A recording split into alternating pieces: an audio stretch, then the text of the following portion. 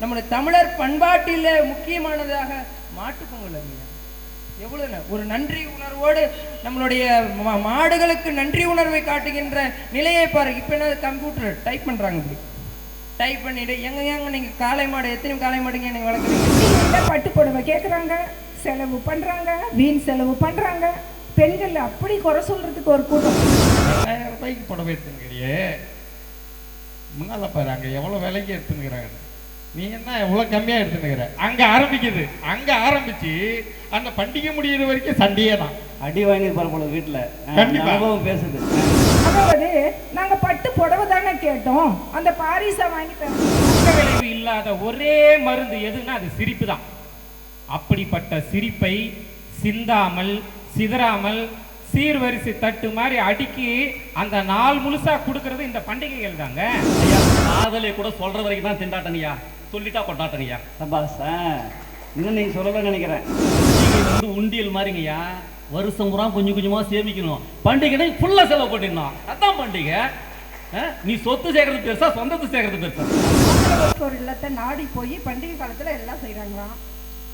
இன்றைய தலைமுறை தானாங்க சார் ஆதரவற்றோர் அப்படிங்கிற ஒரு விஷயத்தை கொண்டு வந்ததே இன்றைய தலைமுறை தானாங்க சார். சொட்டு வைத்த மாடு, பூமணக்கும் சாமி, நட்டு வைத்த அறிவால், நகைக்கும் சூரியன், சுட்டு வைத்த பலகாரம், சூழ்ந்திருக்கும் உறவு என்று புத்தரிசியை பொங்கலுக்கு பானையில் இட்டு அந்த பொங்கல் வரும்போது பொங்கலோ பொங்கல் பொங்கலோ பொங்கல் பொங்கலோன்னு சொல்லும்போது, ஆங்கிலம் உலகத்தின் வணிக மொழி, சமஸ்கிருதம் உலகத்தின் வேத மொழி, உருது உலகத்தின் கவிதை மொழி, பிரெஞ்சு உலகத்தின் பிழைப்பு மொழி, தமிழ்தான் உலகத்தின் தாய்மொழி என்பதால் உங்கள் கைத்தட்டலோடு அன்னை தமிழ் மொழிக்கு தலை வணக்கங்கள். தங்கம் இருக்கிற இடம்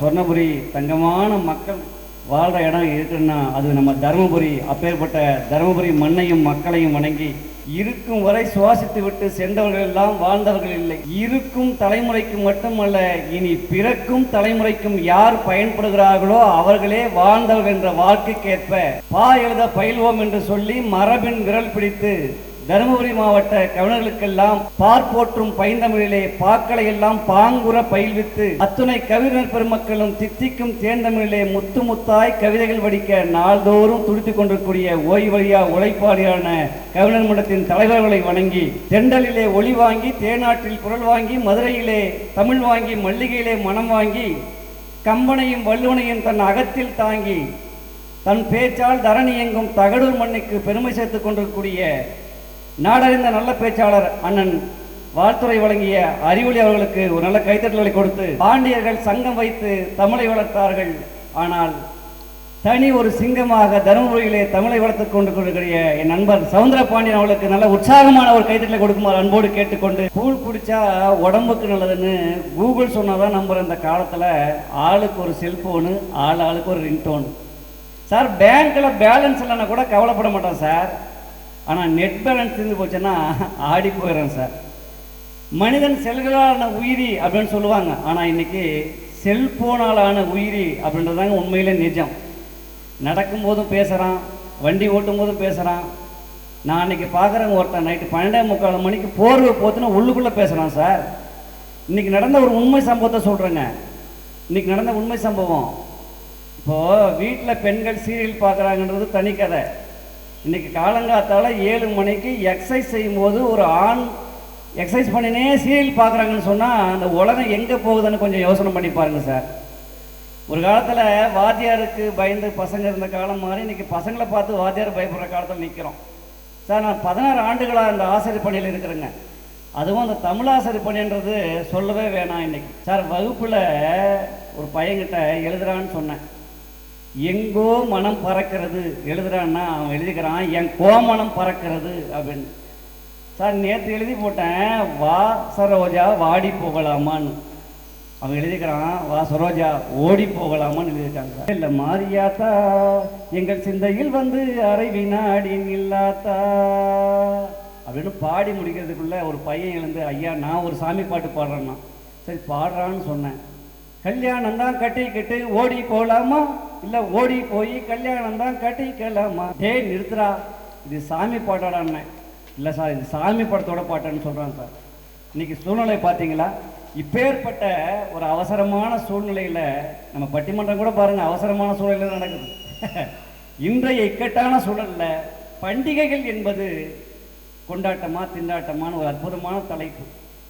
அதாவது ஆண்டுதோறும் உழைக்கின்ற மக்கள் தங்களை ஆசுவாசப்படுத்திக் கொள்வதற்காக நம் முன்னோர்களால் உருவாக்கப்பட்டதுதான் பண்டிகைகள். எத்தனையோ வேலைகள் இருந்தாலும் அந்த பண்டிகை நேரத்தில் அத்தனை வேலைகளையும் ஒதுக்கி நம் உறவினர்களோடு சேர்ந்து கொண்டாடக்கூடிய அந்த பண்டிகைகளில் தமிழன் 12 மாதங்களுக்கு பண்டிகைகளை வச்சான் சார். சித்திரையில் பௌர்ணமி, வைகாசி விசாகம், ஆனி திருமஞ்சனம், ஆடி பூரம், ஆவினி அவட்டம், புரட்டாசி நவராத்திரி, ஐப்பசி தீபாவளி, கார்த்திகை தீபம், மார்கழி இந்தியன் பில்லர்ஸ் மார்கழி உற்சவம் என்று சொல்லக்கூடிய அளவிற்கு இன்னைக்கு இந்த நிகழ்ச்சி நடந்துட்டு இருக்குது. அதே மார்கழியில திருப்பாவை நோன்பு, ஆருத்ரா தரிசனம், தை பொங்கல், மாசி மகம், பங்குனி உத்திரம்னு 12 மாதங்களுக்கும் பண்டிகைகளை வைத்த பெருமை நம் தமிழனுக்கு உண்டு. ஆக நேரம் கடந்த சூழலால் என் முன்னுரையை இதோடு நிறுத்தி இன்றைய சூழலில் பண்டிகைகள் என்பது கொண்டாட்டமே என்ற அணியை தொடங்க திருமதி புனிதவள்ளி அவர்களை அன்போடு அழைக்கின்றேன். உங்கள் கைத்தட்டலோடு. திருவிழா பண்டிகைன்னா திண்டாட்டம்னு என்ன தைரியமா வந்து உக்காந்துருக்காங்கன்னு எனக்கு ஒன்றும் புரியல. எப்படி அது திண்டாட்டமா இருக்கும்? 3 மணி நேரமா பார்க்குறீங்களே, கொண்டாட்டமா இருந்துச்சா திண்டாட்டமா இருந்துச்சா? கொண்டாட்டம் தானே நம்ம பார்த்தோம். எவ்வளோ குழந்தைங்க எப்படி ஆடினாங்க பாடினாங்க. இப்போ போய் திண்டாட்டம்னு பேச வந்திருக்கீங்களே, உங்களுக்கே நியாயமா இருக்கா? உன்னை கண்டு நான் ஆட, என்னை கண்டு நீ ஆட. உறவுகள் சேர்ந்தாதாங்க கொண்டாட்டம். உறவுகள் சேரலன்னா கண்டிப்பா திண்டாட்டம் தான். ஒரு முட்டாள் மகிழ்ச்சியை தூரத்தில் தேடுகிறான். ஒரு ஞானி மகிழ்ச்சியை தன் காலடியில் வளர்க்கிறான் என்று பெரியவர்கள் சொன்ன வாக்கு. மகிழ்ச்சியை நம் காலடியிலே இருக்கும்போது மகிழ்ச்சி இல்லைன்னு எப்படி தான் சொல்றீங்கன்னு தெரியல. நம்ம வசதிக்கு ஏற்ற பண்டிகை கொண்டாடலாம், இப்படி தான் கொண்டாடணும்னு இல்லைங்க. ஒரு பொண்ணு வைக்கிற இடத்துல ஒரு பூவை வைக்கலாம். இவங்களை பார்த்தா எனக்கு ஒரு அழகான ஜோக்கு ஒன்று ஞாபகம் வருது. சம்பந்திங்க பேசிக்கிறாங்க, நான் கல்யாணத்துக்கு சாப்பாட்டு செலவை ஏற்றுக்கிறேன் அப்படின்னு. இன்னொருத்தர் சொல்கிறாரு, நீங்கள் என்ன ஏற்றுக்குவீங்க அப்படின்னு கேட்டால், அந்த சாப்பிட்டு இலையே எடுத்து போடுறேன் அப்படின்னு சொன்னாராம். இவங்க சொன்னது அப்படி தான் இருக்குது. பண்டிகையில் பட்டு புடவை கேட்குறாங்க, செலவு பண்ணுறாங்க, வீண் செலவு பண்ணுறாங்க. பெண்கள் அப்படி குறை சொல்கிறதுக்கு ஒரு கூட்டம். அதாவது நாங்கள் பட்டு புடவை தானே கேட்டோம், அந்த பாரிஸை வாங்கி தர சொன்னோம், ஒரு பட்டு புடவை. நாங்கள் வந்து கடன் பட்டு கூட வாங்கி கொடுங்கன்னு தான் சொல்கிறோம். ஏன்னா இந்தியாவே கடனில் தான் இருக்குது. 155,000 கோடிக்கு மேலே கடன் இருக்குது. உங்கள் ஒருத்தர் தலைமையில் எவ்வளோ கடன் இருக்குது தெரியுமா? 1,09,373 ரூபாய் உங்கள் ஒருத்தர் தலைமையில் கடன் இருக்குது. உங்கள் மனைவிக்கு ஒரு 5,000 ரூபாய் கடன் பட்டு ஒரு பட்டு புடவை வாங்கி கொடுத்தாதான் என்ன? நாங்கள் கடன் படுங்கன்னு சொல்கிறோம். அந்த அமெரிக்கா கண்டத்தையாக வாங்கி தர சொன்னோம்? கடன் தானே பட சொன்னோம் இல்லையா? அது உங்களுக்கு என்ன அவ்வளோ கஷ்டமா? இந்த எதிரணியில் இருக்கிறாரு நம்ம தலைவர், அவரெல்லாம் திருவிழாவுக்கே போனதில்லை போல. திருவிழாவுக்கு போயிருந்தா இந்நேரம் தம்பதியோடு வந்திருப்பார். அந்த பொண்ணுங்க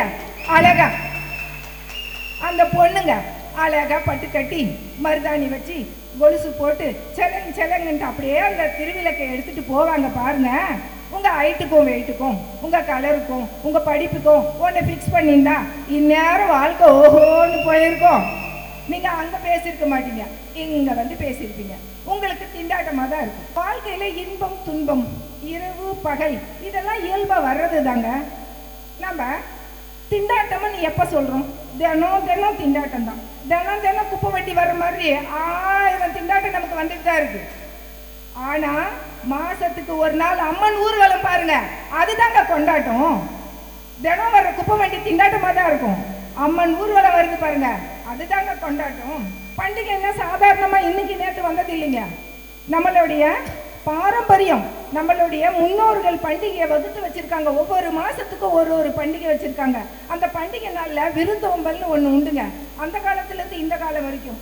திருவள்ளுவர் சொல்றாரு, வித்தும் இடல் வேண்டும் கொல்லோ விருந்தோம்பி மிச்சில் மிசைவான் புலம் அப்படின்னு வள்ளுவர் சொல்றாரு. எதுக்கு சொல்றாரு? 2000 வருஷத்துக்கு முன்னாடி விருந்தோம்பலை பத்தி சொல்றாரு. என்ன அப்படின்னா, விருந்தாளிங்க வந்து சாப்பிட்டுட்டு மீதி இருந்தா சாப்பிட்டுட்டு படுக்கணும், இல்லைன்னா பச்சை தண்ணியை குடிச்சிட்டு படுக்கணும். இப்படிப்பட்ட விருந்தோம்பல் செய்பவனுடைய நிலத்தில் விதையும் விதைக்க வேண்டுமா? நீ விதைய விதைக்க வேண்டியதில்லை, அது பாட்டுக்கு விளைஞ்சு வரும்னு வள்ளுவன் அன்றே சொன்னான். அப்படின்றா அப்போ விருந்தோல் எப்படி இருக்கும் விருந்தோம்பல்னு நீங்களே பாருங்கள். ஊரில் நாங்கள் பண்டிகை கொண்டாடுறோங்க, நாங்கள் ஸ்வீட் சீட் போடுறோம். உங்களுக்கு அதெல்லாம் தெரியாதா? ஒரே நாள்லேயே நாங்கள் கேட்குறோம் 5 கிலோ 10 கிலோ கேட்குறோம். ஸ்வீட் சீட் போட்டோம்னா எங்களுக்கு 2 கிலோ ஸ்வீட் வருது, 2 கிலோ காரம் வருது, பக்கத்தில் கொடுக்குறோம், அவங்க கிட்ட இருந்து நாங்கள் வாங்குறோம். அடா அடா அடா, என்ன ஒரு மகிழ்ச்சிங்க.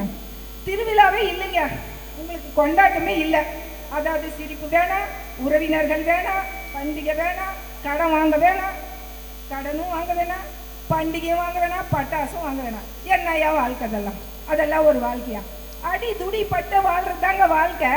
நம்ம வீட்டில் யார் வீட்டில் சண்டை இல்லாமல் இருக்குது? யார் வீட்டில் கடை இல்லாதவங்க யாருன்னா இருக்கீங்களா? அவ்வளோ கடனும் வச்சுக்கிட்டு கூட நம்ம சந்தோஷமா இருக்கிறோங்க. அதெல்லாம் நாங்கள் தான். நீங்கள் பாருங்க, ஐயோ ஏன் இப்படி இருக்கு? இந்த முகத்தை பாருங்க, உண்மையிலே திண்டாடி இருப்பாங்க போலதான் இருக்குங்க. அரகர வண்டி காமாட்சி வண்டி, கிழக்கே போகும் பொள்ளாச்சி வண்டி. ஓ, நம்ம எதிரணி தலைவருக்கு வரப்போற தையில திருவிழாக்கு போறீங்க, அங்க ஒரு கலக்கலா ஒரு பொண்ணை பாக்குறீங்க, அடுத்த வருஷம் தம்பதியா வரீங்க. அடுத்த நிகழ்வுல உலகம் பிறந்தது எனக்காக அப்படின்னு நீங்க எங்க அணியில வந்து பேசத்தான் போறீங்க. இப்ப அங்க வருத்தப்பட்டு என்ன பிரயோஜனம்? இப்ப அங்க வருத்தப்பட்டு என்ன பிரயோஜனம்? எனவே நிறைய பேசணும்னு தான் ஆசை.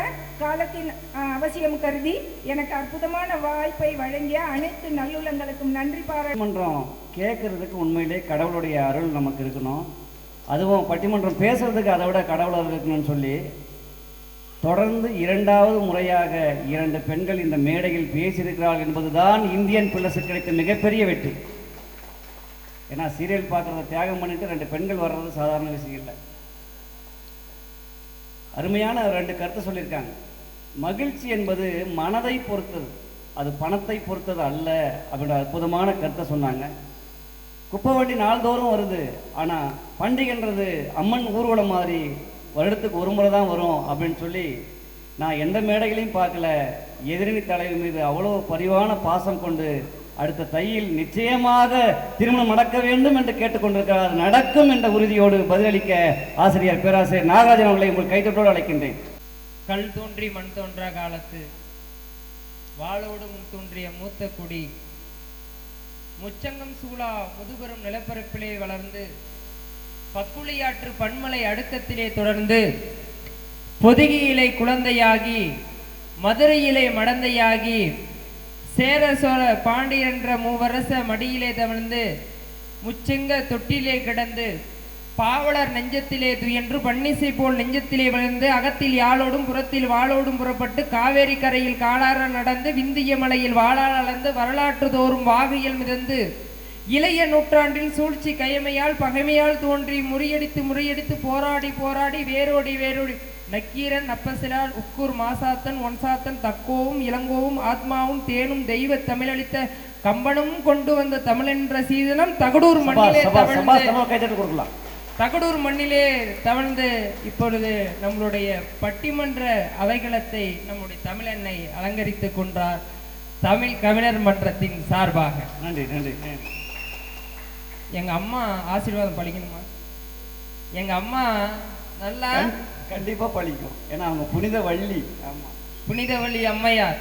ஏனென்றால் அவை வேடம் பூண்டு புத்தக திருவிழாவை அலங்கரித்தவர் அம்மையார் அவர்.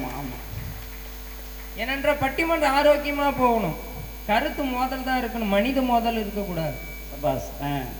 அதுதான் எங்க நடுவரை பார்க்கணும். நடுவரை யாருமே பாராட்ட மாட்டேங்கிறாங்கப்பா. எங்களின் எழுச்சி நாயகன், எங்களின் எழுச்சி நாயகம், எங்களின் சொக்க தங்கம், சொக்க தங்கம், சொக்க தங்கம், சொக்க வைக்கும் சொக்க வைக்கும் சொல்லறியாக தங்கம் மனம் படைத்தவர் எங்கள் நடுவர் ஐயா அவர்.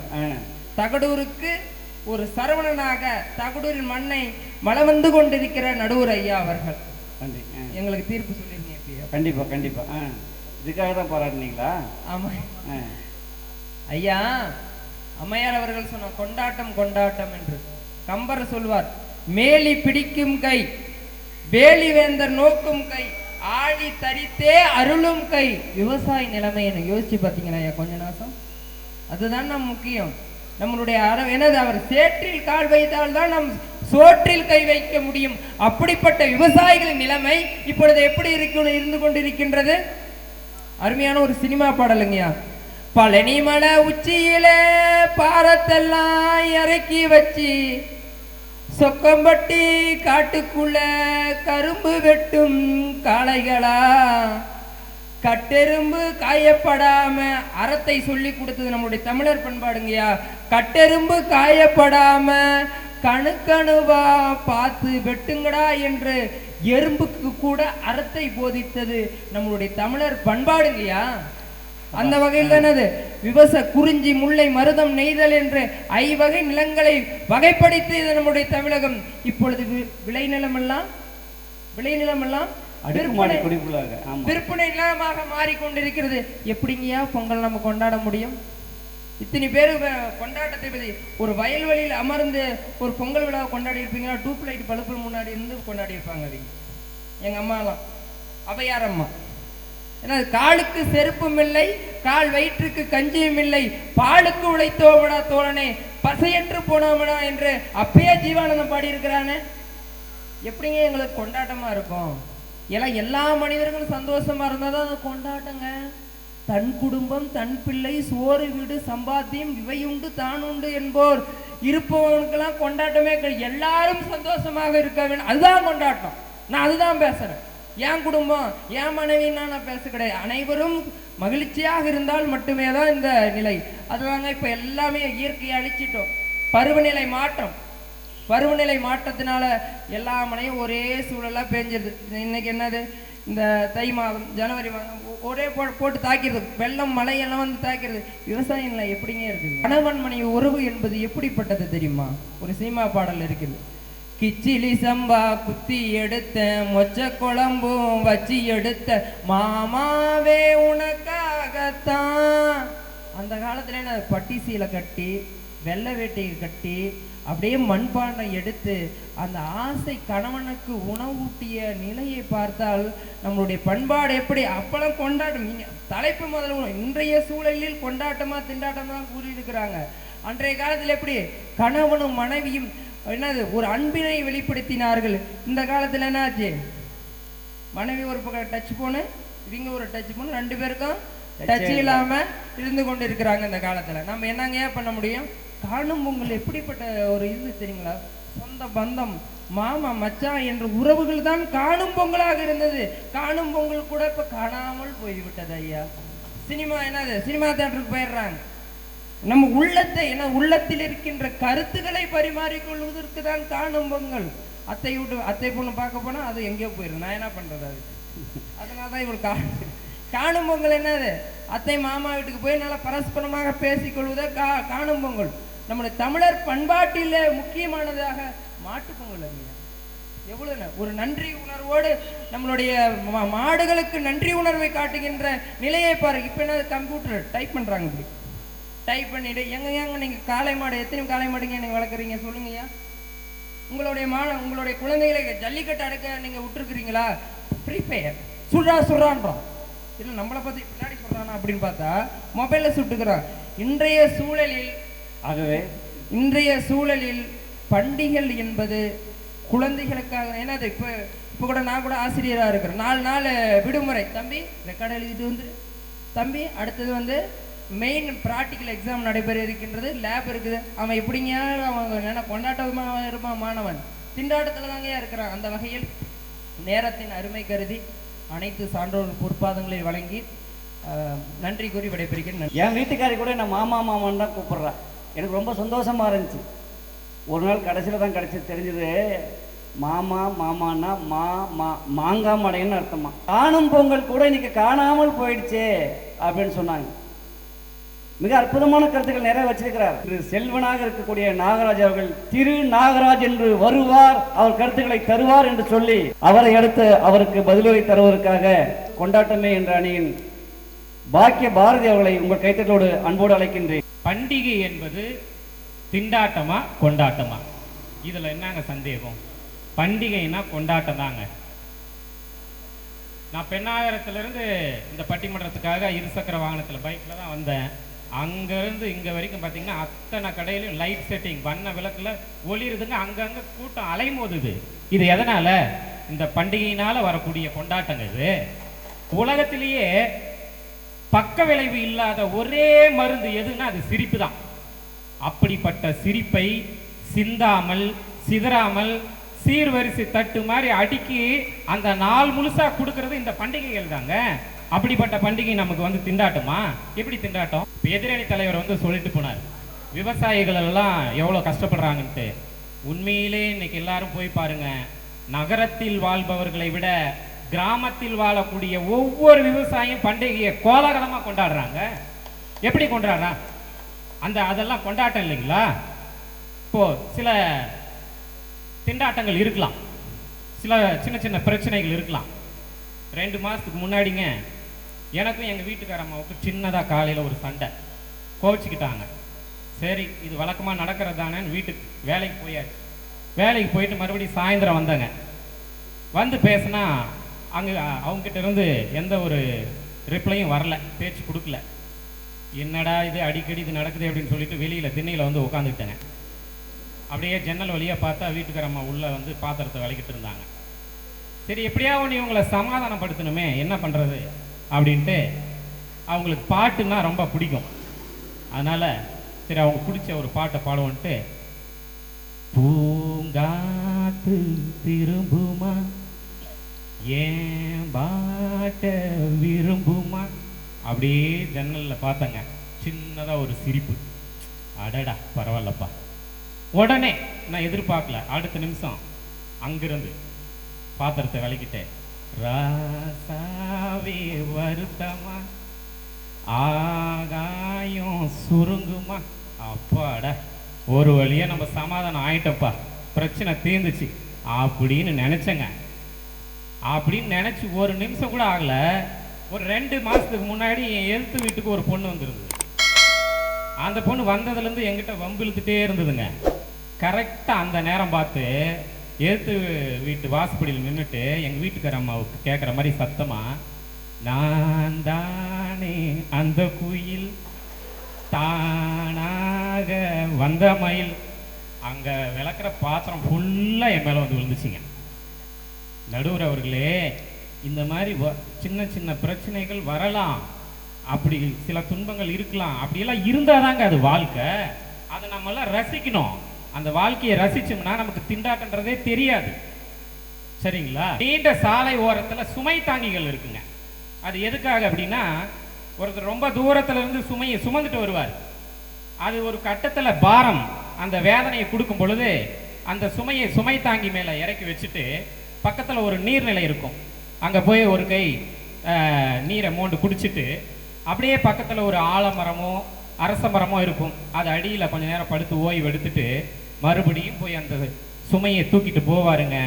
அப்போ முன்ன இருந்த வலியும் வேதனையும் கொஞ்சம் கூட இருக்காது, சுகமாக அதை சுமந்துட்டு போவாருங்க. அந்த சுமை தாங்கிகள் மாதிரிதான் இந்த பண்டிகைகள். நம்மளுடைய வாழ்க்கை சுமைகளை எல்லாம் இறக்கி வைத்து விட்டு தன்னுடைய குடும்பம், தன்னுடைய குழந்தை, தன்னுடைய உறவுகளுடன் மகிழ்ச்சியாக வாழ்றாங்க பாருங்களா. அதை கொடுக்கறது இந்த பண்டிகை இல்லைங்க. இப்போ நம்ம நிறைய குழந்தைங்களுக்கு நிறைய பொருட்கள் வாங்கி கொடுக்குறோம். இந்த பண்டிகை நாட்டில் ஒரு சின்ன கிராமத்துல எல்லாம் பாருங்க, சின்ன ஒரு கிளுகிழுப்பை போயிட்டு கொடுத்து அந்த குழந்தைகிட்ட கொடுத்து ஆட்டும் பொழுது அந்த குழந்தை மலர்ந்து வாய் விட்டு சிரிக்குமே, அதை பார்க்கும் பொழுது கிடைக்கிற சந்தோஷம் இந்த உலகத்தில் அதை விட வேற என்னங்க இருக்கு? அது கொண்டாட்டத்தினால, இது பண்டிகைனால நமக்கு கிடைக்கிறது இல்லையா? இப்படி நிறைய விஷயங்கள் இருக்குங்க. இந்த அன்பு, பண்பு, பாசம், உயிர்ப்பு, உன்னதம், இந்த வார்த்தைகள் எல்லாம் தமிழ்ல இன்னும் உயிரோட தான் இருக்குது. அப்படின்னா அதுக்கு காரணமே இந்த பண்டிகைகள் தாங்க. ஏரியூரில் இருக்கக்கூடிய ஒரு ஆதரவற்றோர் இல்லத்தை நோக்கி சென்று அங்கே இருக்கக்கூடிய குழந்தைங்களுக்கு தேவையான பொருட்களை எல்லாம் வாங்கி கொடுத்து, புத்தாடை வாங்கி கொடுத்து, அவங்களோட கலந்து பேசி சிரிச்சு பேசி அவங்கள சந்தோஷப்படுத்திட்டு வந்திருக்காங்க. அப்போ இன்றைய இளைஞர்கள் எப்படியெல்லாம் செல்கிறார்கள்? அப்போ இந்த பண்டிகை நாட்கள்ல எத்தனையோ முதியோர் இல்லங்களும் ஆதரவற்றோர் இல்லங்களும் மகிழ்ச்சியில் திளைக்கிறது என்றால் அதற்கெல்லாம் காரணம் பண்டிகைகள் தான். பண்டிகைகள் தான் உற்சாகம், பண்டிகைகள் தான் புத்துணர்ச்சி, பண்டிகைகள் தான் சந்தோஷம்.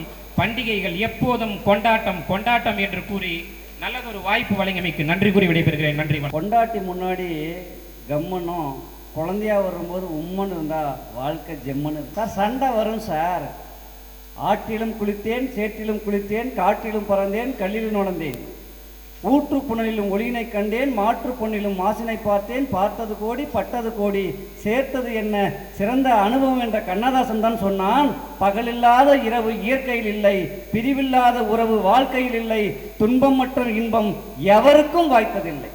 ஏன் சார் துன்பம் துன்பம் துன்பம் திண்டாட்டன்றீங்க? வாழ்க்கை கொண்டாட்டம் சார்னு தன்னுடைய முதல் மேடையில் அற்புதமாக பேசக்கூடிய அவருக்கு ஒரு கைத்தட்டலை கொடுக்குமாறு கேட்டுக்கொண்டு, அவருக்கு அடுத்தபடியாக தன் கருத்துக்களை வழங்க உருட்டு என்ற நூலின் மூலமாக நம் மாவட்டத்தையே உருட்டிய தமிழரசன் அவர்கள் இப்போது உருட்ட வருகிறார். உங்கள் கைத்தட்டலோடு. இந்த பண்டிகையால் வர திண்டாட்டத்தை புலம்பி தள்ளிட்டு போகலான்னு வந்தேன். துணி எடுக்கலன்னா அந்த வீட்டில் என்ன நடக்கும் அது உங்களுக்கு தெரியும்.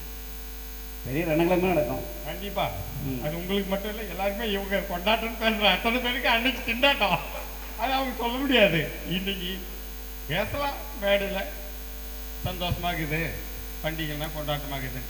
பண்டிகைகள் சந்தோஷத்தை கொடுக்குது அப்படின்றது யாருக்குன்னா, அது கொண்டாடி தீர்க்கிறவங்க வீட்டில் கணவன் அல்லது மனைவி இல்லவே இல்லை, குழந்தைக்கு கொண்டாடுறாங்க, அவ்வளோதான். நீ 2000 ரூபாய்க்கு புடவை எடுத்துங்கிறியே, முன்னால் பாரு அங்கே எவ்வளோ விலைக்கு எடுத்துங்கிறாங்க. நீ என்ன எவ்வளோ கம்மியாக எடுத்துனுக்கிற? அங்கே ஆரம்பிக்குது. அங்கே ஆரம்பிச்சு அந்த பண்டிகை முடிகிற வரைக்கும் சண்டையே தான். அடி வாங்கி போல வீட்டில் அனுபவம் பேசுது. இல்லை எனக்கு கல்யாணம் அவ்வளோ. அது மட்டும் இல்லை, பிள்ளைங்க அவங்க கேட்குற விஷயத்த நம்ம அன்னைக்கு பண்டிகை அவன் ஜாலியாக சுத்தத்துக்கு போகிறதுக்கு முயற்சி பண்ணுவான். டேய் போகாதடா, டே வண்டி எடுத்துகிட்டு போகாதடா, பண்டிகை கூட்டம் அது இதுக்கும் வேணாடா. எங்கள் அப்பங்க ஒரு ஒரே ஒரு பைசா பிரயோஜனம் இல்லை. எங்கேயும் விடுறதில்ல, எதுவும் பண்ணுறதில்ல, பயங்கர கண்டிஷன். அங்கே ஆரம்பிச்சிச்சு. அங்கே ஒரு பிணக்கு. ஒரு பக்கம் பொண்டாட்டி முறிக்கும் திரும்புவோம், ஒரு பக்கம் புள்ளிங்க முறிக்கும் திரும்புவோம். இங்கே செலவு பண்ண பண்டிகையில் செலவு பண்ணதுக்கு காசு இல்லாத. இப்போ ஒன்றும் இல்லை, இங்கே உட்காந்துக்கிற அத்தனை பேருடைய ஏடிஎம்லேயும் அக்கௌண்ட்லேயும் பார்த்தோம்னா 11ஆம் தேதிக்குள்ளே முடிஞ்சு போயிட்டுங்க காசு. அதை யாரும் சொல்லவே மாட்டேன்றாங்க. ஒருவேளை நிறைய வச்சுருப்பாங்களோ என்ன தெரியல. ஆனால் பணம் கண்டிப்பாக இருக்காது. என்கிட்ட 1200 ரூபாய் தான் இருக்குது. இத்தனைக்கு 2 சம்பளம் வாங்குற ஆள் தான் நான். இது கொண்டாட்டம் இருக்குது.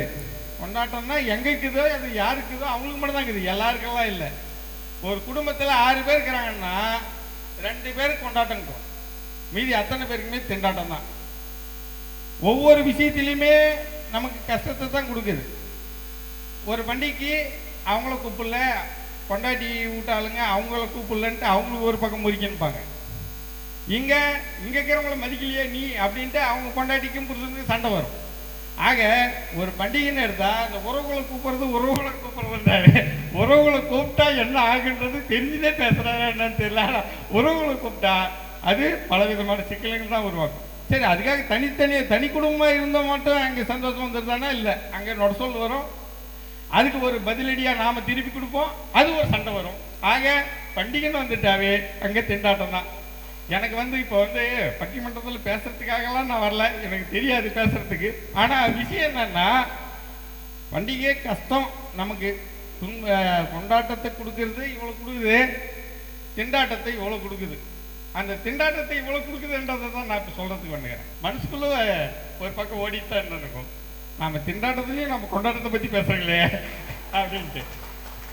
எங்களுடைய நடுவருக்கு தெரியும், எப்படியும் இந்த திண்டாட்டன்ற குரூப் தான் ஜெயிக்கும். ஏன்னா நீங்கள் திண்டாட்டத்தில் இல்லாத யாரும் இங்கே கொண்டாடல.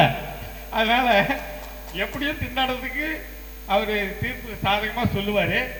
சரி, நாமளும் ஒரு ஓரமாக உட்காந்து கேட்டுக்கலாம் அப்படின்ட்டு நானும் உங்களோட சேர்ந்து விடைபெறுகிறேன். நன்றி, வணக்கம். நானும் ஒரு தியாகி தான் சார். இதுக்கு நீங்கள் தாராளமாக கை தட்டலாம்.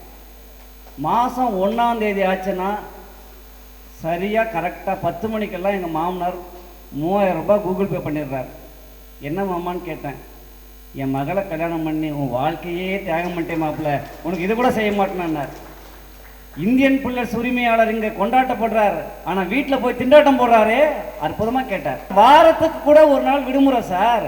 வாரத்துக்கு கூட ஒரு நாள் விடுமுறை இருக்குது, ஆனா பெண்களுக்கு விடுமுறை என்றதே இல்லையே, அவங்களுக்கு எப்படி கொண்டாட்டம்? அற்புதமான கருத்துக்களை பேச பொதுவாக மேடையில உருட்டுவார். இன்னைக்கு தான் தன் பேச்சாளர் மிரட்டி இருக்கக்கூடிய அவருக்கு ஒரு கைத்தட்டலை கொடுக்குமாறு அன்போடு கேட்டுக்கொண்டு, பண்டிகைகள் கொண்டாட்டமே என்று பேச காதல் கவிதைகள் எழுதுவதிலே கைத்தேர்ந்த தகடூரின் கண்ணதாசன் அவர்களை அன்போடு அழைக்கின்றேன். வருக, உங்கள் காதல் கவிதைகளை தருக.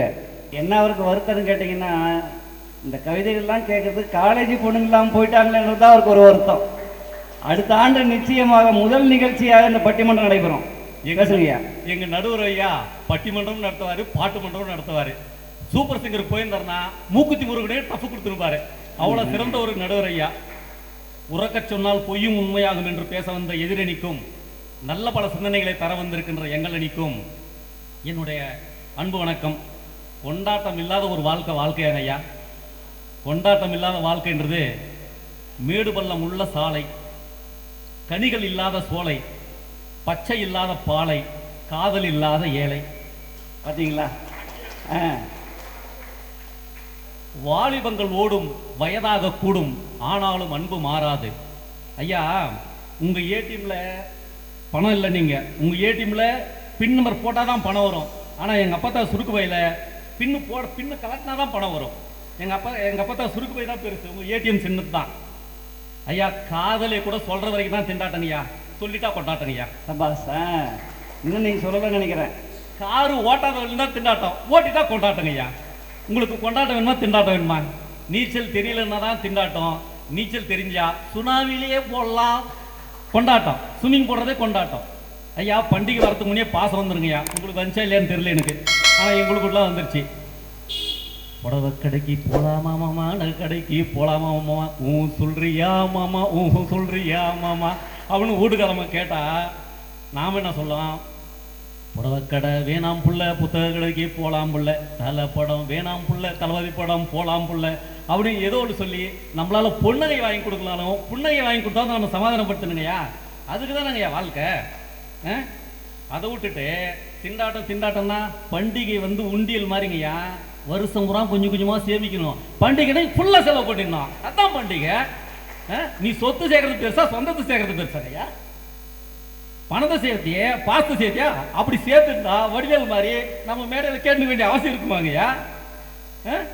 அப்புறம் பாடுறது, நான் மெத்த வாங்கணும், தூக்கத்தை வாங்கலை, இன்னும் யாரையும் வேணாங்கிறது. சொந்தத்தை சேர வேப்ப மர தலையில் நிம்மதியாக தூங்க, அதை விட பண்டிகை அவனுக்கு.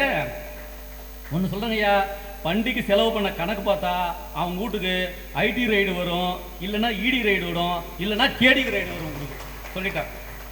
நம்ம கூடாரங்கள் பிரிந்திருந்தாலும் இதயங்களை இணைந்திருந்தாலுங்க பண்டிகை. அப்படிப்பட்ட பண்டிகை போய் திண்டாட்டன்றீங்க. அவனியாபுரம் ஜல்லிக்கட்டாக இருந்தாலும் சரி, ஐயப்பன் கோயில் பள்ளிக்கட்டாக இருந்தாலும் சரி, நமக்கு தமிழை சொல்லி அடிப்பான். குடும்பத்தோட பண்டிகை கொண்டாடினா நான் டாஸ்மார்க்கு போறேன்றாரு அவரு. பண்டிகை கொண்டாடினா பாஸ்மார்க்கு, இல்லைன்னா உங்களுக்கெல்லாம் டாஸ்மார்க் தான் கன்ஃபார்முங்கய்யா. பண்டிகை தருது ரெண்டுங்கய்யா. ஒன்று அன்பை தரும், இன்னொன்று அனுபவத்தை தரும். அனுபவத்தை நெஞ்சில் வை, அன்பை உலகத்துக்கு கொடு. அன்பும் நன்றியும் வணக்கம் நண்பர்களே. சபா உட்காருங்க. பட்டிமன்றம் நடக்கிறதுன்றது சிவாஜிக்கு முன்னாடி நடிக்கிற மாதிரி. ஏன்னா தருமபுரியிலிருந்து எல்லா தொலைக்காட்சியிலும் இடம்பெற்றக்கூடிய நம்ம சவுந்தரபாண்டியன் முன்னாடி இப்படி பேசுகிறாங்கன்றது உண்மையிலே எனக்கு பெருமை. என்ன செய்துன்னு கேட்டிங்கன்னா, ஒரு பட்டிமன்றம் பேசணுன்னா உடல் ஒத்துழைக்கணும், மனம் ஒத்துழைக்கணும், அந்த நேரம் சரியாக இருக்கணும், உணவுலாம் இதுக்கு சாப்பிட்டுட்டு வந்திருக்கணும்.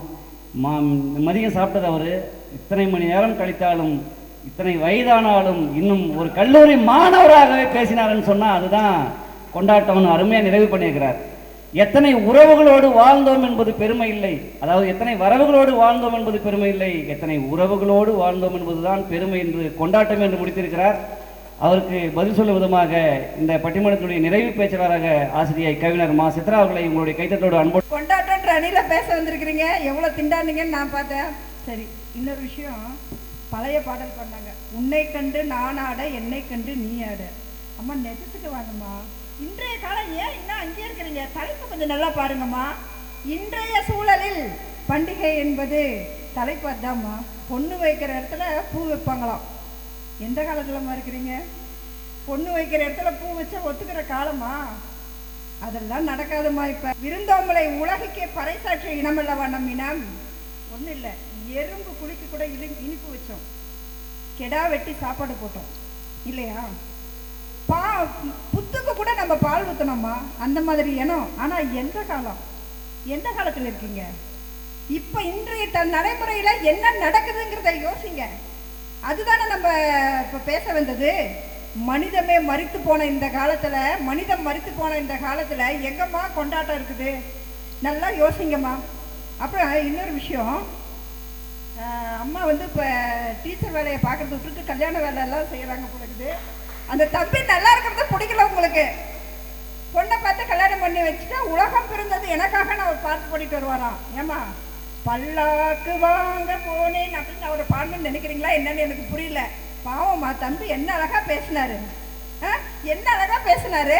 அவர் இப்படி மாட்டி விட பார்க்குறீங்களா? விடுமா, அவராது கொஞ்சம் சந்தோஷமா இருந்துட்டு போட்டோம். விஷயம் ஒன்று சொன்னாருங்க, குழந்தை வந்து கிழுகிழப்பை கொடுத்தா வாங்கிக்கிட்டு சிரிக்குமா. ஏன் சார் இன்னுமே குழந்தையா இருக்கிறீங்க? எந்த காலத்தில் தான் இருக்கிறீங்க? பிறக்கிற குழந்தை வந்து செல்போனில் கைபேசியில் இப்போ போயிட்டு இருக்கிற உலகம் சார் இது. இந்த காலத்தில் போய் குழந்தைக்கு கிளுக்கிழப்பை வாங்கி கொடுத்தாரோ அந்த குழந்தை வந்து அப்படியே இப்படி வாங்கி ஆட்டி சிரிச்சுட்டு ஆமான்னு சொல்லுமா. சார் வாங்க சார். இன்னொரு விஷயம், ஆதரவற்றோர் இல்லத்தை நாடி போய் பண்டிகை காலத்தில் எல்லாம் செய்கிறாங்களாம். இன்றைய தலைமுறை தானாங்க சார் ஆதரவற்றோர் அப்படிங்கிற ஒரு விஷயத்தை கொண்டு வந்ததே இன்றைய தலைமுறை தானாங்க சார். எங்க சார் இருந்தது அந்த காலத்தில் ஆதரவற்றோர் இல்லைன்னு ஒன்று இருந்ததா? அதை கொண்டு வந்ததே இன்றைய தலைமுறை தானே. நாம் அதை பற்றி பேசிட்டு இருக்கிறோம். சார் வந்து அடுத்ததான் நம்ம ரவிச்சந்திரன் சார், காதல் கலைஞர். அவருக்கு எவ்வளோ கொண்டாட்டம் வந்துச்சா இல்லையோ அது எனக்கு தெரியல, ஆனால் திண்டாட்டம் நிறையா வந்திருக்கும் போலக்குது. அவர் பேசுறதுல இருந்தே அதே நல்லாவே புரியுது. அப்புறம் இன்னொரு விஷயம் சொன்னார், நம்ம இதுதான் ஹையஸ்ட் ஜோக்கு. புடவை கட்டிக்கு வேணாம் புள்ளன்னு சொன்னாராம். உங்களுக்கு நைட்டு எனக்கு சாப்பாடு கிடைச்சதா கிடைக்கலையா? அந்த உண்மையை மட்டும் எனக்கு சொல்லிட்டீங்கன்னா போதும். புடவை கிடைக்க வேணாம் பிள்ளை, போக வேணாம் பிள்ளைன்னு சொல்லிட்டு பாட்டு பண்ணாராம். எங்க சார்? ஏன் சார்? ஒரு கதை சொல்றதுக்கு ஒரு பொய் சொல்றதுக்கு ஒரு அளவில்லாம போச்சு சாமி. அக்ஷய திருதியை என்பது எதுக்காகன்னு சொல்லிட்டு பார்க்கும்போது தான தர்மம் செய்வதற்காக ஏற்படுத்தப்பட்ட அந்த ஒரு பண்டிகை. இறைக்கிற கிணறு தான் ஊறும், இறைக்கிற கிணறே ஊறும், கொடுக்குற கொடையே பெருகும் அப்படின்னு சொல்லிட்டு ஒரு பழமொழி இருக்குது.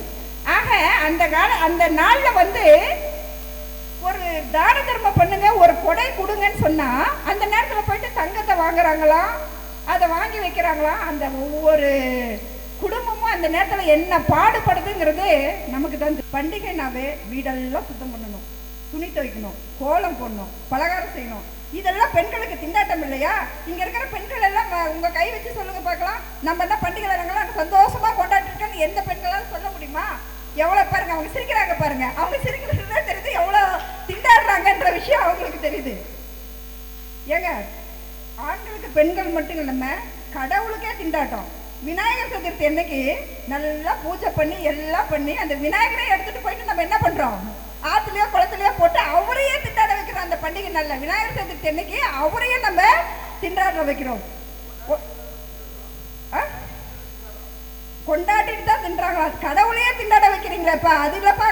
விழாக்கள் கண்டிப்பாக அனைவருக்கும் அது மட்டும் இல்லாம 90% மக்களுக்கு, எங்களை போன்ற மிடில் கிளாஸ் மக்களுக்கு, ஏழைகளுக்கு கண்டிப்பாக திண்டாட்டத்தை தான் கொடுக்கும் என்று கூறி என்னுடைய உரையை முடிக்கிறேன். நன்றி. ரெண்டணி பேச்சாளர்களுமே ரொம்ப அற்புதமாக பேசியிருக்காங்க அப்படின்னு சொல்கிறத விட நீங்கள் அற்புதமாக கேட்டிருக்கிறீங்க. உண்மையிலேயே உங்களுக்கு என்னுடைய மனமார்ந்த பாராட்டுக்கள். ஒரு 5 நிமிஷத்தில் நான் தீர்ப்பு சொல்லி முடிக்கிறேன். நான் 2 கோடி பேருக்கு முன்னாடி பேசியிருக்கிறேங்க. கைத்தட்டலாம். 2 கோடி பேருக்கு முன்னாடி, ஒன்று தனுகோடி, இன்னொன்று புண்ணிய கோடி, 2 பேருக்கு முன்னாடி பேசியிருக்கிறேன். அதனால் எங்களுக்கு கூட்டம்லாம் வந்து ஒரு பெரிய இது இல்லை. பொதுவாக அன்றைக்கெல்லாம் ஒரு பண்டிகைன்னு வந்துட்டால் ஒரு வாரத்துக்கு முன்னாடியே காப்பு கட்டுவாங்க சார் அன்றைக்கெல்லாம். ஆனால் இன்றைக்கி ஊர் முழுக்க கட் அவுட் கட்டுறாங்க சார். அதில் நயன்தாராவை கட் அவுட் ஐயன்றது தான் ரவிச்சந்திர சார் கொண்டாட்டமே சார். நாம் கொண்டாடக்கூடிய பண்டிகைகள் என்பது மற்றவர்களுக்கு பாடமாக இருக்குமே வேண்டுமே தவிர பாரமாக இருக்கக்கூடாது சார். சார் அன்றைக்கி பண்டிகைன்னு வந்துருச்சுன்னா காலங்காலத்தில் குளிச்சுட்டு சாமி கும்பிட்டுட்டு நண்பர்களோடு சேர்ந்து கோலாட்டம் ஆடுவோம் சார். இன்றைக்கி குத்தாட்டம் ஆடுறாங்களே, எப்படி சார் மகிழ்ச்சின்னு சொல்ல முடியும் சார்? உறவுகளோடு பண்டிகைகள் கொண்டாடிய காலம் மாறி இன்னைக்கு பொருள்களோடு பண்டிகைகள் கொண்டாடிட்டு இருக்காங்க சார். சார் இந்த பண்டிகை காலத்தில் எக்ஸ்சேஞ்ச் ஆஃபர்னு ஒன்று வருதுங்க. ஃப்ரிட்ஜ் நல்லா இருக்கு மாற்றிடுறாங்க, மிக்சி நல்லா இருக்கு மாற்றிடுறாங்க, ஃபோன் நல்லா இருக்கு மாற்றிடுறாங்க. நான் புருஷன் நல்லா இருக்கிறேன், என்னை மட்டும் மாற்ற மாட்டேன்றாங்க சார். சார் பண்டிகை நேரத்தில் கூட இந்த மாமியார் மருமக சண்டை குறையுதுங்களா? யோசனை பண்ணி பாருங்கள். ஒரு 2 ஆண்கள் பேசிக்கிறாங்க, டே உங்கள் மனைவிக்கும் அம்மாவுக்கும் சண்டை வந்தால் யாருக்கு பின்னாடி நிற்ப அப்படின்னு கேட்டதுக்கு, நான் பீரோ பின்னாடி நிற்பேன், எங்கள் அப்பா கதவு பின்னாடி நிற்பான்னாராம். இந்த மாமியார் மருமக சண்டை அப்படி இருக்குது சார். தான் வெயிலில் கஷ்டப்பட்டாலும் தன் குழந்தைங்க ஏசி ரூமில் வேலை பார்க்கணும்னு நினைக்கிறாங்க தான் சார் பெற்றோர்கள். தனக்காக சமைக்காத ஜீவன் அம்மா, தனக்காக சம்பாதிக்காத ஒரே ஜீவன் அப்பா. எப்போதுமே கண்ணுக்கு தெரியாதவர் கடவுள், இருக்கும் வரை தெரியாதவர் அப்பா. அப்பாவுடைய தியாகத்தை யாராலையும் மதிக்க முடியாது சார். அதான் ஒரு கவிஞன் அழகா பாடினா, அப்பா கைய பிடிச்சு நடந்தா திரு அழகாக மாறும், அவர் ஆசைப்பட்டு கொஞ்சும் போது மீச முடிக்கீரும், பார்க்கத்தாலு கொஞ்சம் அழுக்காக இருப்பாரு, பிச்சி பூவை போலதான் எங்க அப்பா சிரிப்பாரு, அப்பா கைய பிடிச்சு நடந்தா திரு அழகாக மாறும். சார் இன்னைக்கு வெளியில படிக்கிற பசங்க வீட்டுக்கு வந்து பண்டிகை காலத்துல அப்பா கிட்ட பேசுறாங்களா சார்? செல்ல நோண்டி நின்று போயிட்டு அப்பா நான் போன் பேசுறேன்னு சொல்றானே, இப்பேற்பட்ட பண்டிகைகள் எப்படிங்க மகிழ்ச்சியை கொடுக்கும்? ஆகவே இன்றைய சூழலில் பண்டிகைகள் என்பது திண்டாட்டமே திண்டாட்டமே திண்டாட்டமே அப்படின்னு இவங்க 3 பேர் காத்திருக்கிறாங்க. அவங்க 3 பேரையும் பார்க்கணும் இல்லைங்களா? நான் 2 செய்தி சொல்றேன், நிறைய செய்தி இருக்கு. இந்திய இராணுவர்கிட்ட ஒரு வெளிநாட்டுக்காரர் பேசுறார். உங்க இந்திய இராணுவத்துல எத்தனை இஸ்லாமியர்கள் இருக்காங்க அப்படின்னு கேட்டாராம். அதுக்கு நம்ம இந்தியக்காரர் சொன்னாராம், இந்திய இராணுவத்துல இஸ்லாமியர்களா? அப்படி யாரும் இல்லையே. சரி, உங்க இந்திய இராணுவத்துல எத்தனை கிறிஸ்தவர்கள் இருக்கிறாங்க அப்படின்னு கேட்டாராம். கிறிஸ்தவர்களா? எங்க இந்திய இராணுவத்துல அப்படி யாரும் இல்லையே அப்படின்னாராம். சரி, இந்தியா என்பது இந்துக்கள் நாடு தானே, இந்துக்கள் எத்தனை சதவீதம் பேர் இருக்காங்கன்னு கேட்டாராம். இந்துக்கள் அப்படின்னு யாரும் இல்லையே, அப்படி யார் தான் இருக்காங்கன்னு கேட்டதுக்கு, எங்க இந்திய இராணுவத்தில் இருப்பவர்கள் இந்தியர்கள் அப்படின்னு சொன்னா அப்பேற்பட்ட பெருமைக்குரிய தேசம் நம்ம தேசம் இல்லைங்களா சார்? ஹிலாரி கிளின்டன் ஒரு முறை மதுரைக்கு வந்து மீனாட்சி அம்மன் கோயிலை பார்த்துட்டு திரும்பி போகிறப்ப நிருபர்கள் கேட்குறாங்க, உங்கள் நாட்டிலையும் குடும்பங்கள் இருக்குது, கோயில்கள் இருக்குது, எங்கள் நாட்டிலையும் குடும்பங்கள் இருக்குது, கோயில் இருக்குது, எப்படி வித்தியாசமாக பார்க்குறீங்கன்னு கேட்டப்போ, எங்கள் நாட்டிலையும் குடும்பங்கள் இருக்குது, கோயில் இருக்குது, ஆனால் உங்கள் நாட்டில் தான் குடும்பங்களே கோயிலுக்காக இருக்குன்னு சொன்னால் அப்பேற்பட்ட பெருமை நம்ம இல்லைங்களா? ஒரே ஒரு செய்தி, முத்துராமலிங்கம் என்பவர் இந்தியாவை சேர்ந்தவர். 79 நாடுகளில் அவர் பணியாற்றிருக்கிறார். ஒரு நாட்டில் பணியாற்றும் போது முடிவெட்ட போயிருக்கார். அந்த முடித்திருத்தம் பண்ணுறவர் தனக்கு தானே பேசிட்டு இருந்திருக்கிறார். அவரை கூப்பிட்டு கேட்டாராம், என்னப்பா தனியாக பேசுகிறா அப்படின்னு கேட்டதுக்கு, சார் நான் பேசக்கூடிய மொழி அரபிக் மொழி சார், உலகத்திலேயே 400 பேர் தான் பேசுகிறாங்க, நினச்சா போய் பேச முடியாது, ஃபோனில் பேசினாலும் கஸ்டமர் வந்துடுறாங்க, நேரம் கிடைக்கும் போதெல்லாம் என் தாய்மொழியை நான் பேசிக்கொள்கிறேன், இல்லை என்றால் மறந்துவிடும் அப்படின்னு சொன்னான். 12 கோடி மக்கள் பேசக்கூடிய மொழிக்கு சொந்தக்காரர் சார் நம்ம.